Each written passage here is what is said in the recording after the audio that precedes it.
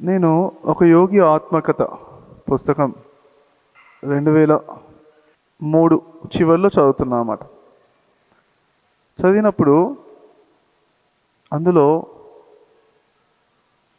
మరి ఒక సెంటెన్స్ ఉంది.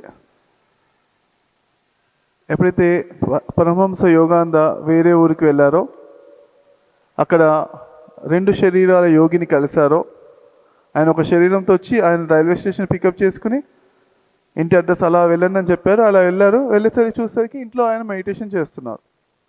ఇదేంటబ్బా అలా ఎలా మెడిటేషన్ చేస్తున్నారు వాళ్ళ శిష్యులను అడిగారు, మిగతా వాళ్ళని అడిగినప్పుడు మరి ఈయన ఎంతసేపు నుంచి కూర్చున్నా, పొద్దునుంచి అలానే ధ్యానంలో కూర్చున్నా అన్నారు. మరి నన్ను రైల్వే స్టేషన్ తీసుకొచ్చింది ఎవరు? నన్ను రైల్వే స్టేషన్ నుంచి తీసుకొచ్చి సగం దాకా ఇంటి అడ్రస్ అంతా తీసుకొచ్చి చూపించింది ఎవరు? ఓకేనా? అంటే ఏంటి, ఇతనే కదా 2 శరీరాలతో ఉన్నారని అర్థమైపోయింది ఆయనకి.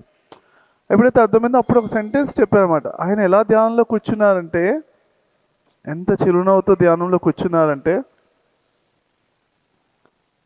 అనుకుంటూ రాస్తూ ఒక సెంటెన్స్ చెప్పారన్నమాట. పరమ గురువులు ఎప్పుడూ బ్రహ్మానందంతో సదా రమిస్తూ ఉంటారు కదా అని ఒక చిన్న సెంటెన్స్ అంతే. ఓకే, ఆ సెంటెన్స్ని 2003లో నేను అనుకున్నా, అబ్బా మనం ఆ స్థితికి ఎప్పుడు వెళ్తామో అనుకున్నాను. సో ఇప్పుడు నేను మార్నింగ్ బ్రేక్ఫాస్ట్ బదులు జ్యూసే తీసుకున్నాను అనమాట. ఒక సిప్ తాగుతున్నాను జ్యూస్, అంతే. ఆ బ్రహ్మానంద స్థితిలో అలా ఉండిపోతున్నాను కొంతసేపు వరకు. లేదు మళ్ళీ జ్యూస్ తాగాలి, కంప్లీట్ చేద్దామని మళ్ళీ ఇంకో సిప్ తాగాను. తాగిన తర్వాత ఈ గ్లాసు కూడా పట్టుకుని, అంటే ఆనందం ఎంత అనిపిస్తుంది అంటే ఆ గ్లాస్ పక్కన పెట్టి ఆనందంలో ఉందాం అనిపిస్తుంది కొంతసేపు.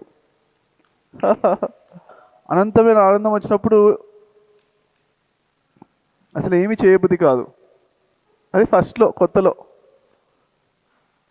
తర్వాత నాకు వచ్చిన ఆనందం అందరికీ పంచాలని, అందరికీ చెప్పాలని అనిపిస్తుంది. అందుకే ఇప్పుడు చెప్తున్నా మీ గురించి. అందుకే క్లాసులు తీసుకోవడం స్టార్ట్ అవుతుంది.